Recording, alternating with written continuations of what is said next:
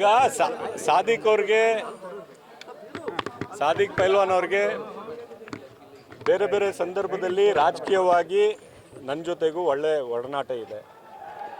ಆ ದೃಷ್ಟಿಯಿಂದ ನಾನು ಮತ್ತು ಸಲೀಂ ಅಹಮದ್ ಅವರು ನಾವು ಇಲ್ಲಿ ಬಂದು ಅವ್ರಿಗೆ ಮಾತಾಡಿದ್ದೀವಿ. ಬಟ್ ಸಮಯ ಇಲ್ಲ, 3 ಗಂಟೆ ಆಗೋಗಿತ್ತು. ಬಟ್ ಸಾದಿಕ್ ಅವ್ರು ಏನು ಹೇಳಿದರು, ಇಲ್ಲ ಕೂತ್ಕೊಂಡು ಎಷ್ಟು ಜಲ್ದಿ ಸಾರ್ಟ್ ಔಟ್ ಆದರೆ ಮಾಡೋಣ ಅಂತ. ಈಗ ಹೇಗೋ ಸಮಯ ಆಗೋಗಿದೆ ಸರ್. ಅವ್ರು ಏನು ಹೇಳ್ತಿದ್ದಾರೆ ಅಂದರೆ, ಬೆಳಗ್ಗೆಯಿಂದನೂ ಕೂಡ ನಾನು ಯಾರೂ ಸಂಪರ್ಕ ಮಾಡಿಲ್ಲ ಮೇನ್ ಲೀಡರ್ಸ್, ಬರೀ ಕೇವಲ ಫೋನ್ ಮಾಡ್ತಾರೆ. ಅಂದರೆ ಇಷ್ಟು ನಮ್ಮ ಕಡೆಗಣನೆ ಮಾಡಿದ್ದಕ್ಕೆ ನಮ್ಮ ಸಮಾಜದ ವತಿಯಿಂದ ಈ ಬಾರಿ ಎಲೆಕ್ಷನ್ ನಿಂದ್ರಿ ಅಂತ ಹೇಳಿದ್ರು ಅಂತ ಹೇಳಿದ್ರು ಸರ್. ಅವ್ರಿಗೆ ನೋವು ಆಗಿರೋದು ಅಂತೂ ನಿಜ. ಭಾಳ ವರ್ಷಗಳಿಂದ ಅವರ ಸತತ ಪ್ರಯತ್ನಗೂ ಇದೆ, ಇಲ್ಲಿ ಶಾಸಕನಾಗಬೇಕು ಅಂತ ಇದೆ. ಮತ್ತು ಅವರು ಒಳ್ಳೆ ಜನರಲ್ಲಿ ಅವರ ಅಭಿಪ್ರಾಯನೂ ಚೆನ್ನಾಗಿದೆ. ಮತ್ತು ಅವ್ರು ನಮ್ಮ ಕುಟುಂಬದ ಸದಸ್ಯರು. ಈ ಟೈಮ್ ಆಗದೇ ಇರಲಿ, ಮತ್ತೆ ಕೂತ್ಕೊಂಡು ಮಾತಾಡ್ತೀವಿ. ಸಿನ್ಸ್ ಈಗ ಟೈಮ್ ಆಗೋಗಿದೆ, ಈಗ ಈ ಬಿಸಿಯಲ್ಲಿ ಮಾತಾಡೋದು ಬೇಡ.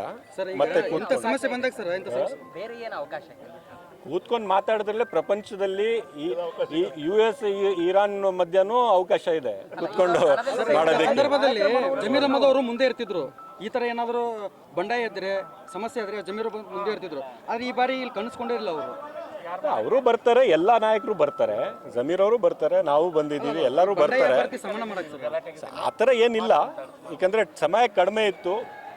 ಪಾರ್ಟಿಯಿಂದ ಒಂದ್ಸತಿ ಸಾದಿಕ್ ಅವ್ರಿಗೆ ಮಾತಾಡಿ ಅಂತ ಹೇಳಿದ್ರು, ನಾವು ಮಾತಾಡಿದ್ದೀವಿ. ಮತ್ತೆ ಕೂತ್ಕೋತೀವಿ, ನಾಳೆ ನಾಳಿದ್ದಲ್ಲಿ ಕೂತ್ಕೋತೀವಿ ಮತ್ತೆ ಸಾದಿಕ್ ಅವ್ರ ಜೊತೆ. ಯುವಕರು ಸಾಕಷ್ಟು ಆಕ್ರೋಶ ವ್ಯಕ್ತಪಡಿಸ್ತಾರೆ. ಇಲ್ಲ ನೋಡಿ, ಕಲಿಸ್ತೀವಿ ಅಂತ ಹೇಳ್ತಿದ್ದಾರೆ. ಕಾಂಗ್ರೆಸ್ ಅನ್ಯಾಯ ಮಾಡಿದೆ, ಬೆನ್ನಿಗೆ ಚೂರಿ ಹಾಕಿದೆ ಅಂತ ಇದ್ದಾರೆ.